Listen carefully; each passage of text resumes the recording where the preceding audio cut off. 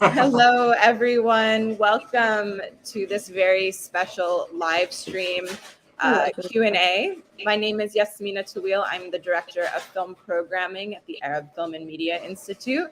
And I'm so excited to have with us the director and the subject of Miguel's War here for a conversation about their film moderated by Raed Rafei. I am going to get off the screen and let the three of you get to talking. Thank you so much for everyone for joining. Take it away. Thank you. I'm very excited to be with both of you. Eliane, I'm a big fan of your work, and Miguel, I discovered you through the film. Would you like to start by introducing yourselves? I really don't like to read bios. I think it's very dry. So. Bios, okay. No, just like say a few words about let's say I'm a Lebanese director and I make documentaries mainly. Okay. One of my films is now currently in Netflix. It's called Sleepless Nights. And the other one I did between Sleepless Nights and Miguel's War is called Those Who Remain. Okay. And I do also a program for festivals, for Cinema Days of Beirut. I was the artistic program for 6 editions. And since 5 years, I also do REEF Festival, which is Rural Encounters on Environment and Cinema, located in North Lebanon, Akkar. Mm-hmm. That's mainly what I do. and you're also involved with Cinema Al-Fuad, right? Which is Cinema Al-Fuad, yeah, it was the LGBT festival of Beirut. I founded it with Beirut DC, and we did 2 editions before COVID and before the crisis in Lebanon. Now we did the other 2 editions online on Aflamuna, but mainly also we are becoming also a film fund for queer films, Arab queer films. So we're supporting as well the production, and well, we're struggling to do it because it's not easy with the current situation, economic, and as well also the radicalism of some religious group that are oppressing the community, the LGBT community. So we have to always do it in safe places, let's say, which is not always easy.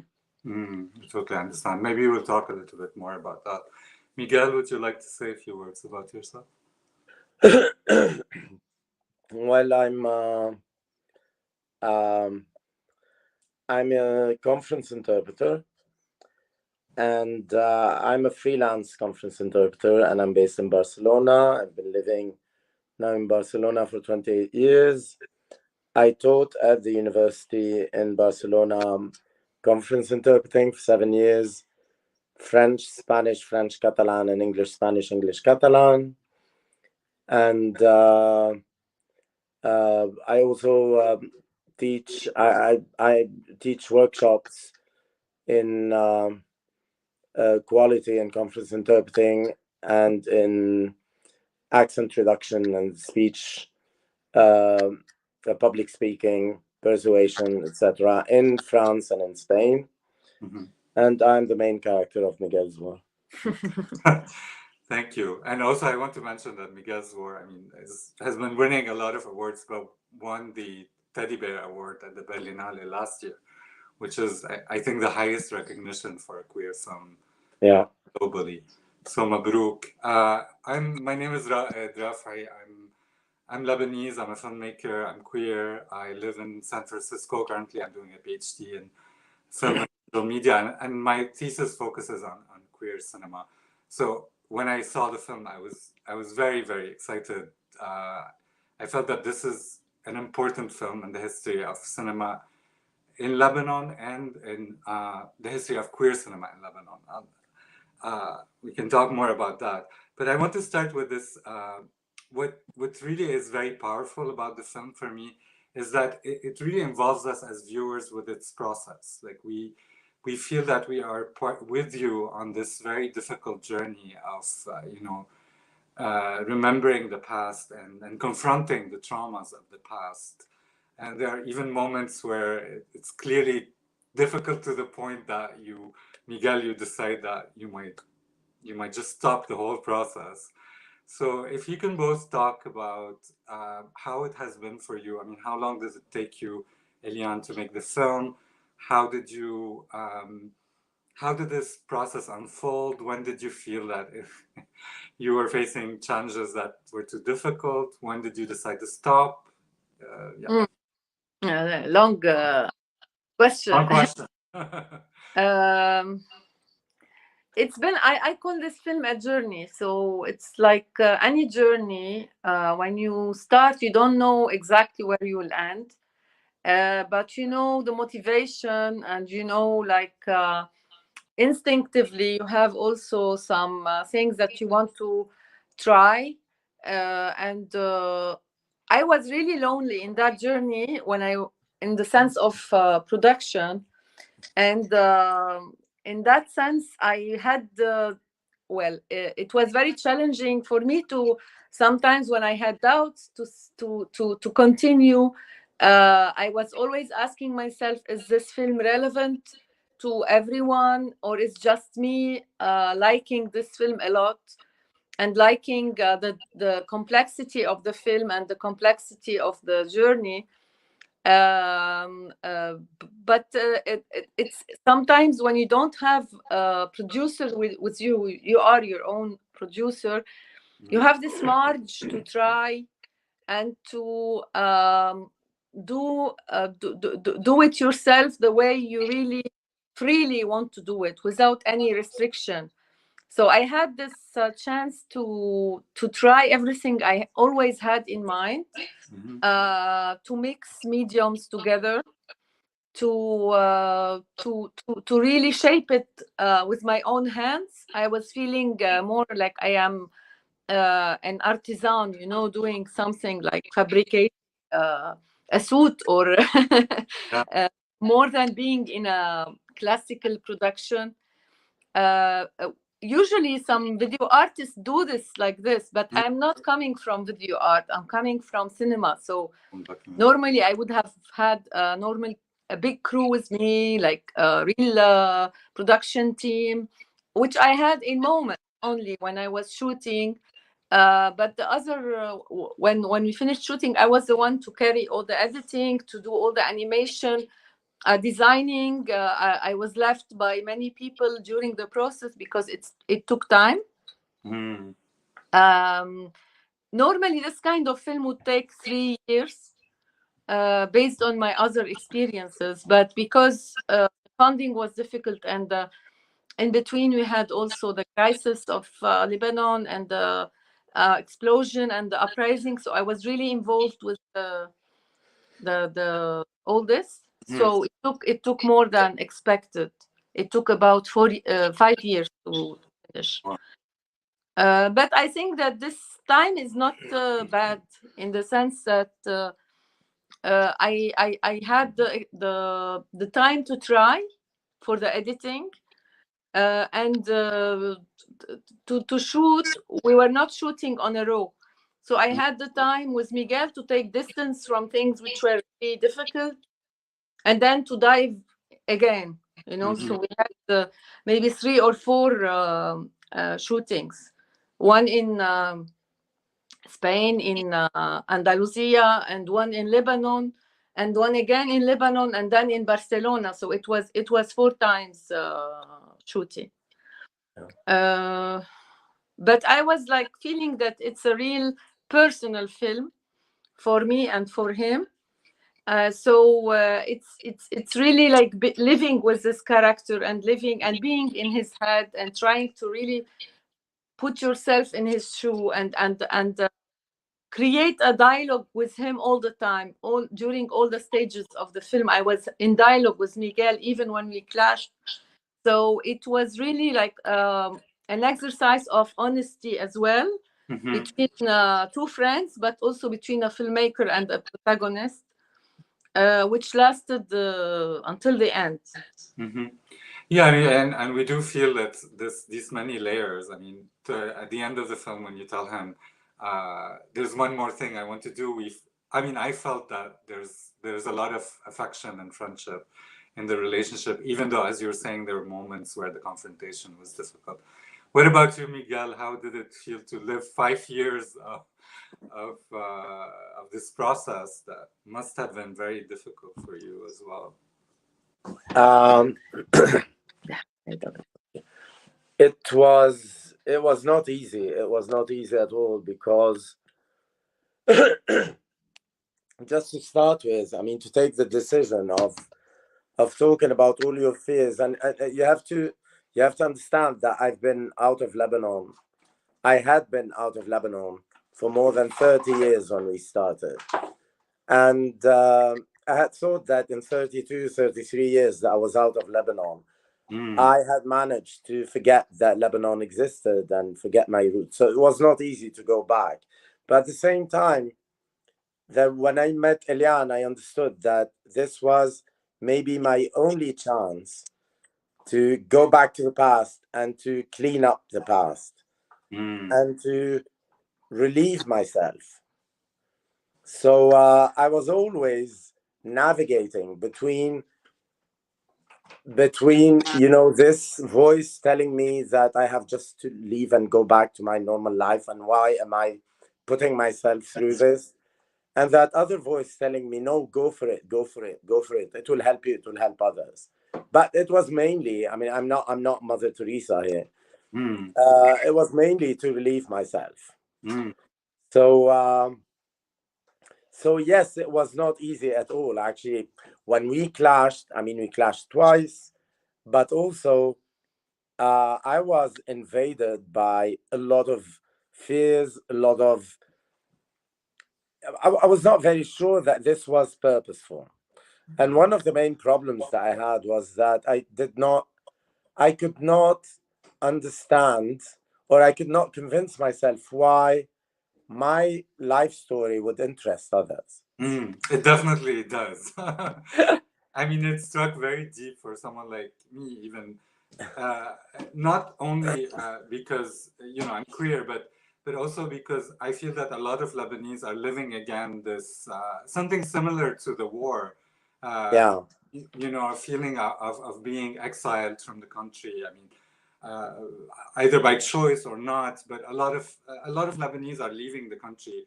So there's something really very powerful about facing why what is wrong with being in this country. Not only, if I would say, for a queer person, but for any Lebanese, and I think it resonates with anybody who has this very contentious relationship with the hometown. So I mean, I just want to mention that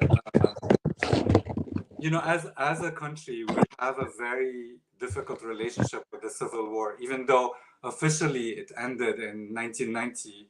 Even you say in the film that some people say that the war is still ongoing, that it never ended, and we call it al-ahdath, the events, which is another interesting thing. But when the war ended, there was an amnesty law that prevented any really judgment of any war crimes from happening, except if you had killed a politician or a religious figure.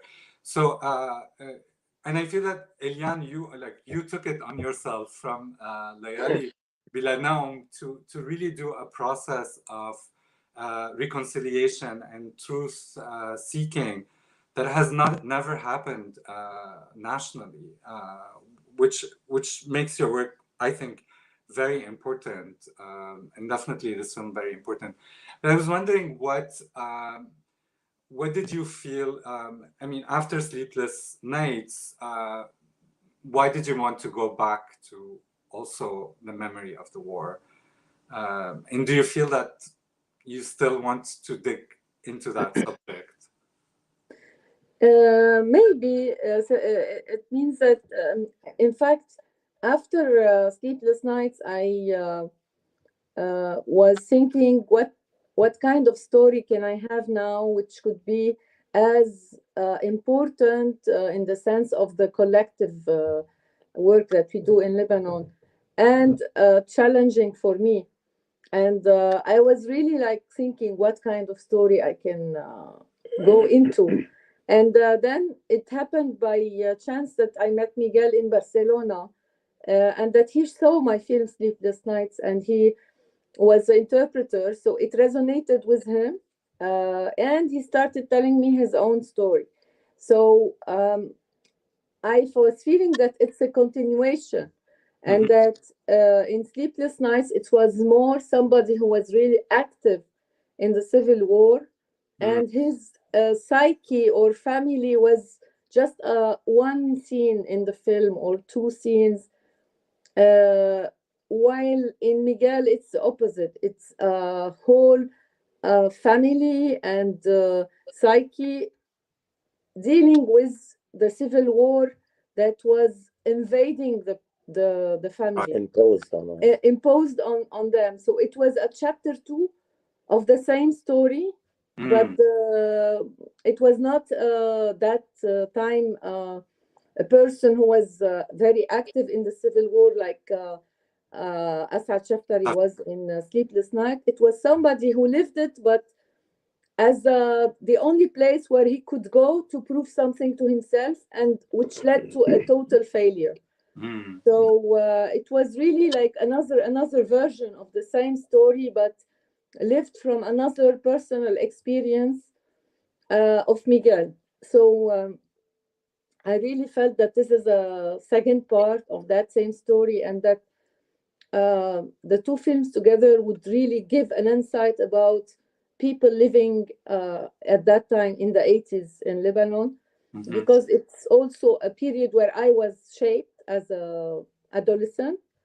So I can really remember myself in the 80s and remember how I grew up. So many things resonate also with my own youth, childhood or youth. So I needed those films. It was not only for the people, in the sense of a collective memory. It was going from my own questions and my own fears, or my own, like analyze or whatever you want to talk about.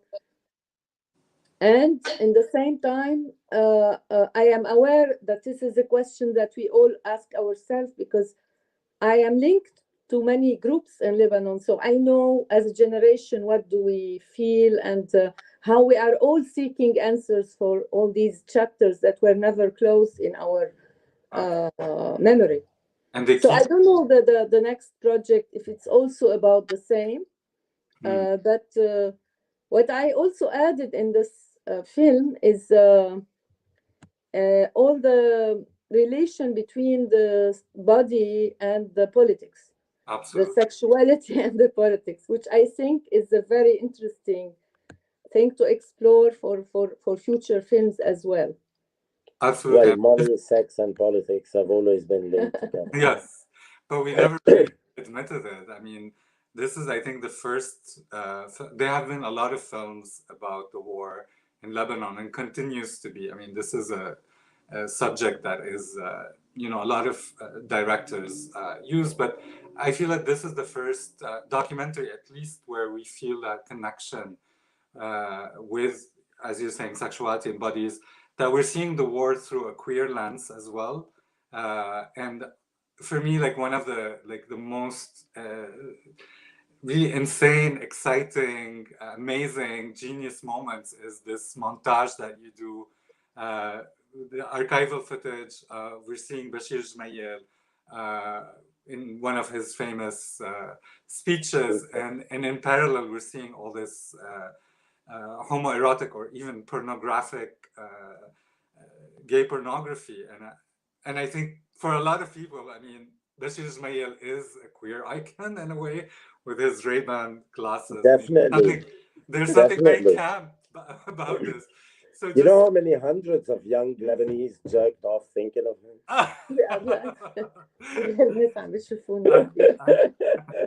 It's okay, we can be as open. Luckily, we're in a virtual space, but hosted in San Francisco. But yeah, I mean, I want to talk about form in this film because, as you said, form is something very essential in the film. I mean, it's a film that looks back at memory, and memory is always very fragmentary.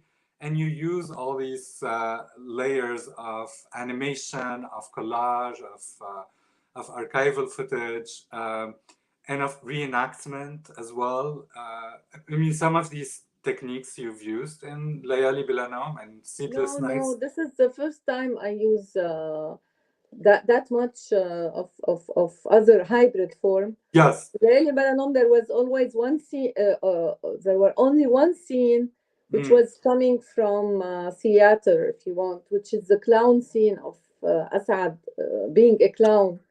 Yes. Which is very disturbing to many people, but it's very intriguing in the same time. Absolutely. You remember it? Yeah, of course I remember it. Yes. I watched it also several times. Yes, but I mean, like, there's always this confrontation. You make people listen to the recording. So you use many techniques, right? You're absolutely right. This film, like, goes really far in exploring so many different techniques. So if you can talk a little bit about that, and then Miguel, maybe can you say if you were you part also of that inspired those animations as well? I mean, were those animations from your own memories as well? So maybe Eliane, would you start with? Yes. Well, in fact, the first thing I got from Miguel is an audio, of course, because I had taped him for a very, very long interviews for about 3 days. We were talking and recording, but not using camera at that time, only text, which I used also with Sleepless Nights, because I think the word, the audio that comes in the beginning is really a first text you can have. And then this text can be, you can interpret it as a filmmaker also, as a story, you know, like as a novel. This is how you can think about your characters as characters, persons, not as interviewees, because you have a text that has been said and the story that you digged with them in the research, so they become like fictional people. In that sense, I try to write as much as possible after the first research I do, how I want this text to come alive in the scenes. What are the scenes that I could imagine that would sync with the text or give it a more meaning or contradicts it or whatever. With Miguel, it was also a discussion I had with him, which started by this interview I made in Barcelona, but it continued all through the film. We were recording sound. Even after a day of shooting, I would record with him to interpret and analyze what happened and why. So it was an ongoing discussion. And I think if you transcript the film and just read the text, you can also imagine things. So it's really a text like as if it's coming from a story also of an encounter between two people trying to remember and trying to interpret and trying to understand what happened. So that was the first layer, or the first thing I had. Well, of course, when we started shooting, this text started changing with Miguel being in the real places where happened this tragedy, especially in Lebanon. So I had to deal with a text that was changing. And this added another layer on the film, how you tell your story when you have been so much traumatized, and where you have also invented for yourself a story to survive another identity, another narrative. So it's very interesting in that sense, because I think many Lebanese did this, like when they went to another country or were exiled, I think they reinvented themselves. And some people really went into fiction with themselves, like really inventing a new identity because they wanted to finish with what was creating the trauma for them. At that moment, I told Miguel, listen, we're still in the beginning. Do you really want to continue? Because I felt that he was also very disturbed of the confrontation that was happening in Lebanon. And I told him I also want to think if I want to continue, because I felt this is a very risky process for both of us. And then he thought from his side, he said, yes, I will continue. And I thought from my side, I said, yeah, I'm going to dig this layer of fantasy and documentary and truth, and what do you invent, this, how you tell your story. Of course, because we are not in a biographical film in the sense of history, I was thinking how to deal with all the past, which is very complicated, and which medium can really be the best. If I didn't know Miguel personally and I didn't feel that he was really searching for something, I would have maybe go for a total fictional film. Like imagine a story happening in the 80s in Lebanon, a guy in the war going to the battlefield. It could have been only this chapter, let's say. But like you can really do a fictional film and create all this masculinity, whatever you want. But because Miguel was a real person that I met, and he was really searching for something, a reconciliation or overcoming things, a relation with Lebanon, whatever we want to call it, like to end with this trauma. So he was the documentary in the film, like his quest was the documentary and our encounter.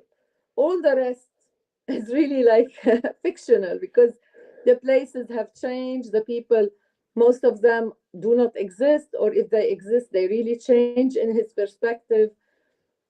They're shorter and older. No,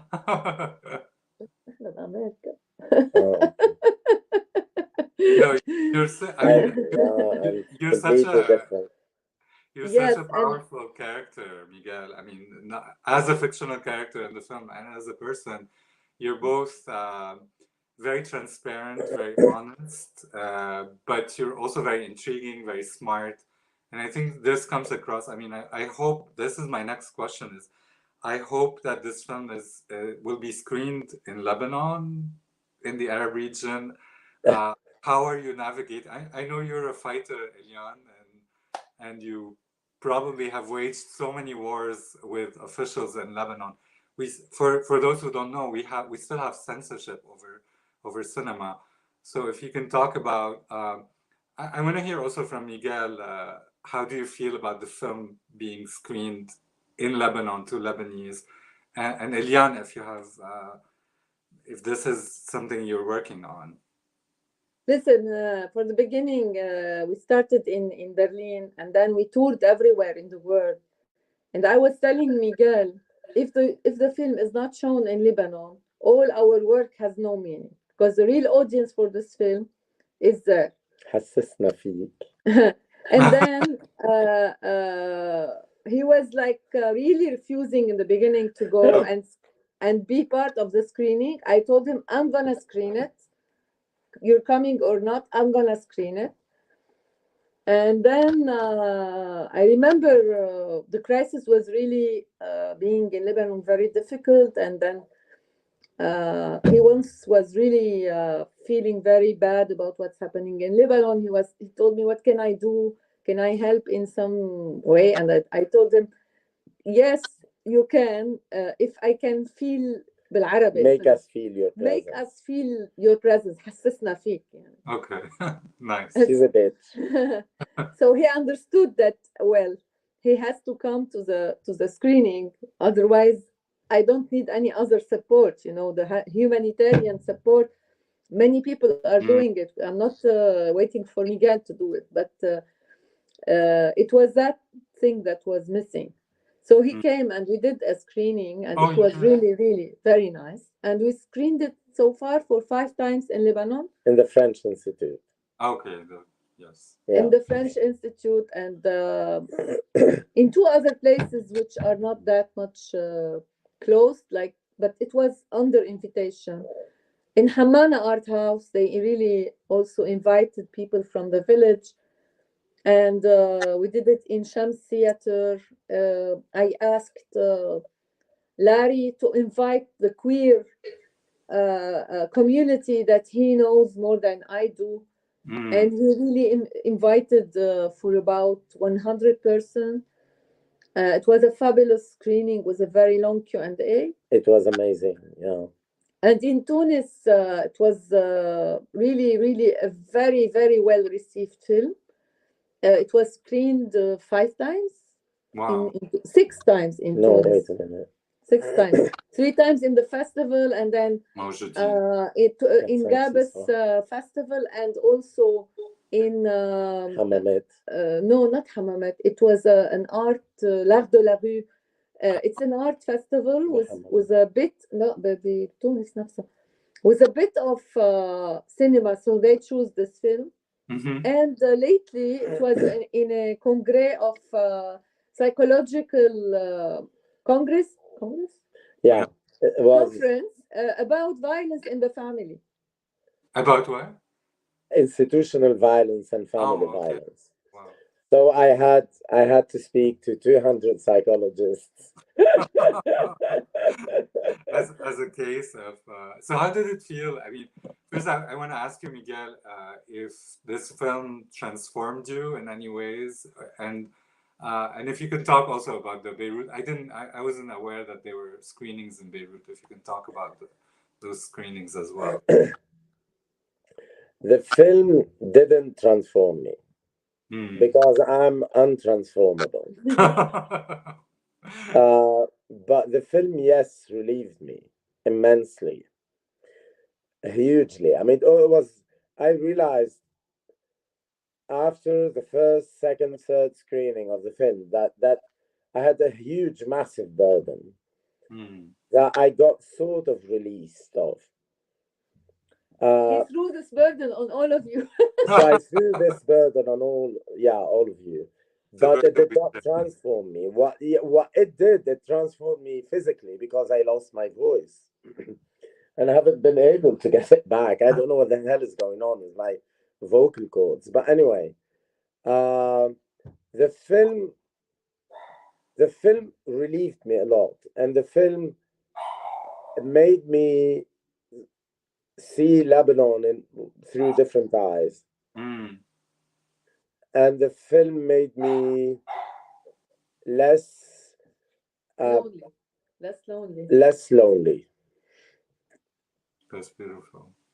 And the love I've been feeling and the love I've been receiving from people, the messages I've been receiving are beyond belief.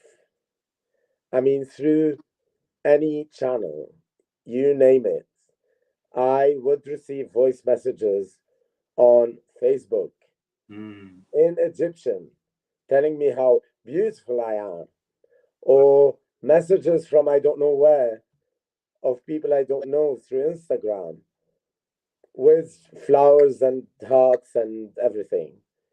This is really amazing. I mean, it's amazing to receive the love, but it's amazing to understand because I didn't know it during the film. And I'm being honest, when I was doing the film, I was doing it driven by selfishness. I wanted to get rid of all this shit. And after I did the film, and after this 1.5 years of screenings everywhere, I'm realizing that it is really helping many people, and in many ways.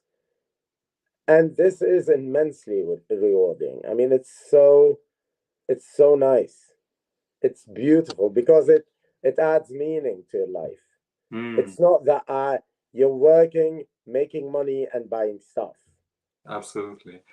And I feel it resonates on so many layers. I mean, the traumas that you unpack in the film. I mean, both of you, whether it's the trauma of a queer childhood, or the trauma of being in a conflict, or the trauma of having to, separate oneself from the homeland, from the family. a lot of these traumas resonate with so many people at so many levels.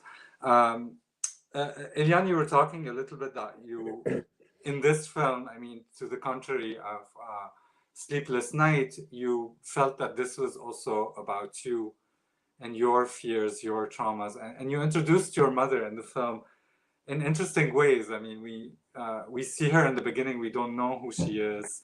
There's this presence that's very enigmatic, and then later on, we also discover part of your own story with your father, and with also, I find this moment where you reveal to her that Miguel is actually gay and he doesn't like women.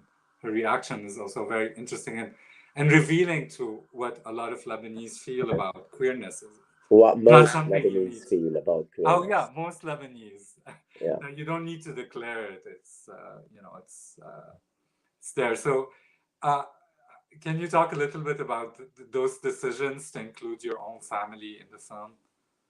It was always in my mind that maybe I should include them, but the decision to shoot it really came during the shooting days, because we had many incidents during one of the shooting in Lebanon. We had many things which were stopping the shooting. Every day something would happen.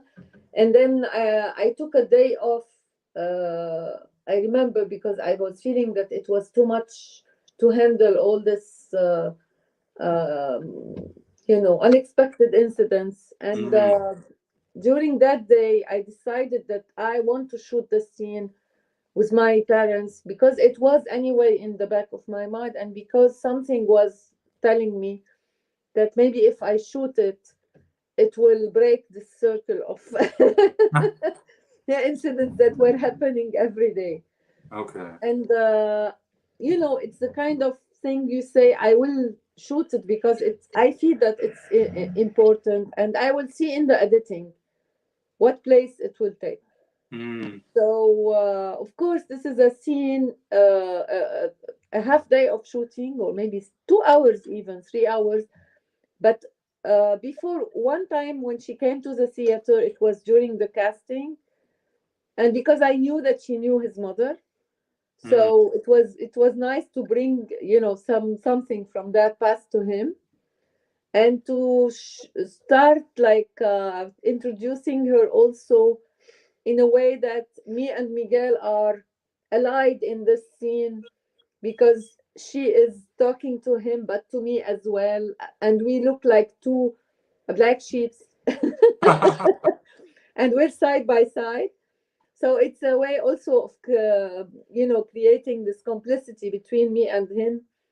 In front of that lady, you could also be any mother in Lebanon, the really typical mother, and would have this opinion about queerness or the black sheep, people who do not fit with the system, the outcast children. Yes. And then she was very nice with Miguel, and she really was funny. It was a funny way to introduce her to him in real life and in the film. So in the film, because I was thinking that in the editing, now I'm talking, because I was thinking that this is not a typical narrative film, and I was really having in mind literature, and I was having in mind chapters, and this way of editing, like if it's a novel, but it's a documentary novel, which is not narrative, but there are a lot of metaphors and figure de style. شو بيقولوا بالإنجليزي؟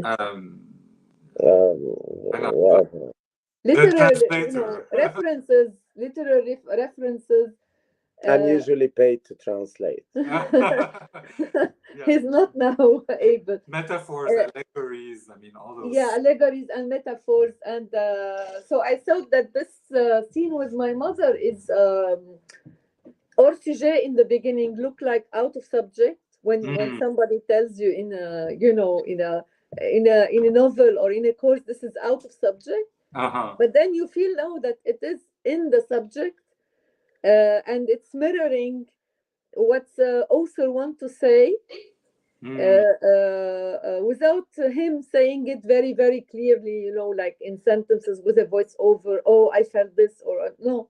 But it's really mirroring my own queerness when I am treated as a, you know, unconventional lady in Lebanon, not married, not having children, not being the typical, you know, lady that should come from that upbringing. Sorry. So it took its meaning during the film, and because also all the people in Miguel's life are most of them are fictional, and that I had to bring actors to portray them or to be created in animation. So putting my mother was really like a metaphor of that woman, which his mother could have been. You know, at least giving some realism to all his exaggerated portraying all the people. So that was one woman very realistically shot in her salon and related to me, but she can really say what would have maybe Miguel's mother would have said, you know. So it's really borrowing my mother to put it as his replacement of his mother. And it's a very, I mean, I think this and all the reenactments are a very smart way to make this story also beyond what it is. It's the story of so many people, so many families, and I feel like just playing it over and over again, reenacting it, just makes it multiply as a story beyond, you know, Miguel's case. Yes. I also felt the humor in the film was very essential. I mean, if your interaction together is sometimes has something very light about it, and I feel that it's a strategy also to face the trauma. So there were like a lot of moments that are so absurd and they become comical because of the absurdity of the situation. I think that is something also that contributed to why the film resonates.